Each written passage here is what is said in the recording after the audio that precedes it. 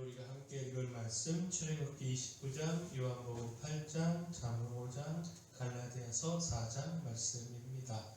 자, 함께 나눌 주제는 자유입니다. 자, 우리는 자유를 원하죠. 그러나 참된 자유는 어디서 오는 것입니까? 세상은 자신의 욕망을 따라 살아가는 것이 자유라고 말하지만 성경은 전혀 다른 길을 가리킵니다. 자, 오늘 말씀은 죄에서 씻음받고 진리 안에 거하고 지혜의 훈계를 따를 때 비로소 참된 자유를 누릴 수 있음을 선포합니다. 그 참된 자유는요, 신분의 변화에서 시작이 됩니다. 죄의 종이던 우리가 하나님의 자녀 되는 것, 이것이 복음이 주는 가장 큰 자유입니다. 그러므로 우리는 예수 그리스도를 믿음으로 자유함을 얻을 수 있습니다. 갈라디아서 4장에서 바울은요, 우리가 그리스도를 통해 율법 아래서 속량함을 받고 하나님의 아들이 되었다라고 말합니다. 하나님은 우리 마음 가운데 아들의 영을 보내셔서 아빠, 아버지라고 부르게 하셨고, 이젠 우리는 더 이상 죄의 종이 아니라 아들이고 율법을 이을 자라, 유업을 이을 자라고 말합니다. 이것이 복음이 주는 신분의 변화입니다. 바울이 이 말씀을 전한 이유는요, 갈라디아 교인들이 다시 율법의 종로로 돌아가려고 했기 때문입니다. 자, 이미 자유를 받았는데도 다시 종의 멍에를 매려고 했기 때문입니다. 자, 그러나 복음은요, 나를 종으로 묶지 않고 아들로 세웁니다. 하나님 앞에서 두려움과 공로 의식으로 버티는 삶이 아니라 사랑받는 자녀로 사는 삶으로 부르십니다. 자, 결국 무엇입니까? 우리는 지금도 하나님 앞에서 아들보다 종처럼 살고 있지는 않는지 돌아보아야 합니다. 무엇을 잘 해야만 하나님이 나를 받으실 것처럼 여기고 실패하면 곧바로 버림받은 사람처럼 위축되지는 않는지 살펴야 합니다. 복음은 우리가 열심히 쌓아올려 얻는 자격이 아니고요, 예수 그리스도 안에서 이미 받은 은혜입니다. 그러므로 내 공로를 붙드는 손을 내려놓고요, 아버지를 아버지라 부를 수 있는 은혜 다시 붙들기를 소원합니다. 종의 두려움이 아니라 자녀의 믿음으로 하나님께 나아갈 때 참된 자유를 누릴 수 있음을 잊지 않기를 소원합니다. 이처럼 아들의 신분을 회복한 사람에게 예수님은요, 그 자유의 실체가 무엇인지 분명히 보여줍니다. 참된 자유는 죄를 마음대로 짓는 자유가 아니라 죄와 정죄에서 벗어나 진리 안에 사는 자유, 예수 그리스도의 용서의 사랑을 통해 누리는 자유입니다. 자, 요한복음 8장에서 예수님은요, 가늠하나 붙잡힌 여인을 용서하시고 또 자신을 믿는 자들에게 진리가 주는 자유를 선포하십니다. 요한복음 8장 31절 32절에 너희가 내 말에 거하면 참으로 내 제자가 되고 진리를 알지니 진리가 너희를 자유롭게 하리라. 또한 36절에 아들이 너희를 자유롭게 하면 너희가 참으로 자유로우리라.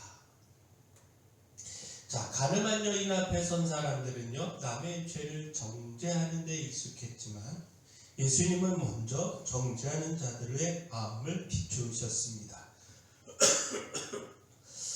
너희 중에 죄 없는 자가 먼저 돌로 치라 말씀하셨고, 그 말씀 앞에 모두가 떠나갔고, 마지막에 여인을 마주한 예수님은요, 나도 너를 정죄하지 아니하노니 가서 다시는 죄를 범하지 말라 말씀을 하셨습니다. 예수님의 용서는요, 죄를 가볍게 만드는 용서가 아니고요, 죄에서 돌이키게 하는 용서였습니다. 정죄에서 건져내고 새로운 길을 걷게 하는 그런 사랑이었습니다. 자, 우리는 지금 무엇에 붙들려 자유를 잃고 있는지 돌아보아야 합니다. 혹시 여전히 지나간 죄책감에 묶여 있거나 반대로 다른 사람의 허물을 붙들고 정죄하는 자리에 서 있지 않는지 살펴야 합니다. 우리를 참으로 자유롭게 하는 것은요, 우리 결심도 또 우리 의지도 아니라 예수님의 용서입니다.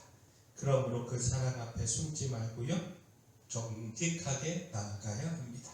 그리고 용서받은 사람답게 죄를 붙들지 않고 말씀 안에 거하고 자유의 길을 걷기로 결단해야 합니다. 자, 근데 또한 자유는요, 한번 얻었다고 해서 저절로 지켜지는 것은 아닙니다. 하나님이 주신 자유는 날마다 지혜의 훈계를 따라 살아갈 때 지켜집니다. 곧 우리는 지혜의 훈계를 따름으로 자유를 계속해서 누릴 수가 있습니다.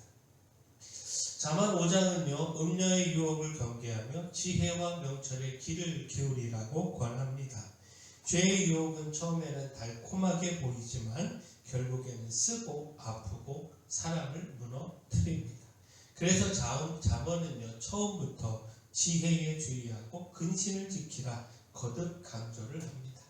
잠언 5장 1절 2절 말씀 보면, 내 아들아 내 지혜에 주의하며 내 명철의 내 길을 기울여서 근신을 지키며 내 입술로 지식을 지키도록 하라.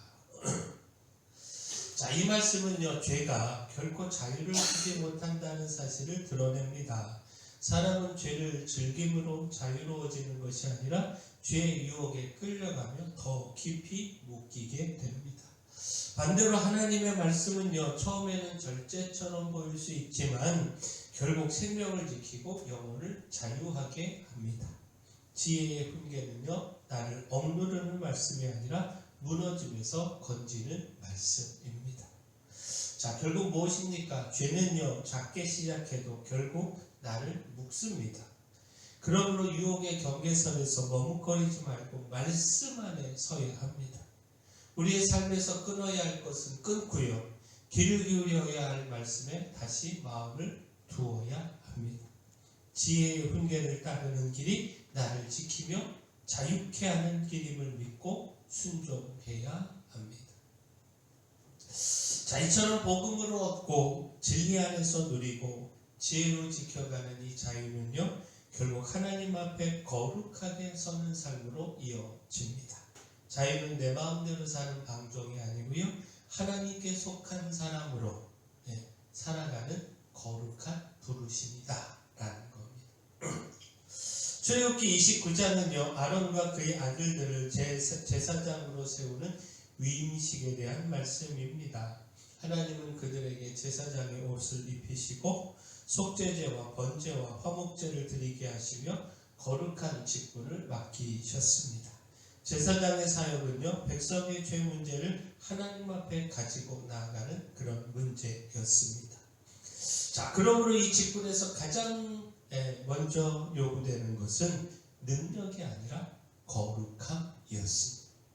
하나님 앞에 서는 사람이 먼저 속죄를 받아야 했고요, 죄 씻음을 받은 뒤에야 맡겨진 사역을 감당할 수 있었습니다. 자, 이 말씀은요, 자유가 죄를 가볍게 여기는 데서 오지 않음을 보여줍니다. 죄에서 자유하게 하는 길은 하나님 앞에서 죄가 처리되는 길입니다. 제사장의 시작은요, 화려한 옷이 아니라 속죄였습니다. 하나님은 거룩하신 분이시고요, 그분 앞에 서는 사람도 거룩으로 부름받습니다. 자, 결국 무엇입니까? 사역보다 먼저 회개가 필요하고 열심보다 먼저 그리스도의 보혈이 필요합니다. 우리의 삶에서 죄를 대충 덮어둔 채 괜찮은 척하고 있다라고 하면 돌이켜야 합니다. 예수 그리스도의 피로 씻음 받은 자로 하나님 앞에 서야 하고요, 그때야 비로소 죄의 무게에서 자유하고 하나님 앞에서 담대하게 살아갈 수 있습니다.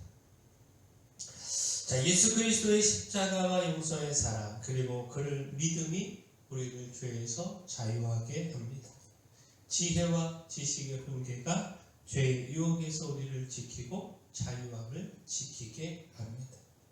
죄에서 자유한 우리는요, 택하신 족속이요 왕같은 제사장으로서 십자가의 사랑으로 사람들을 죄에서 자유케 하는 사명을 감당해야 합니다.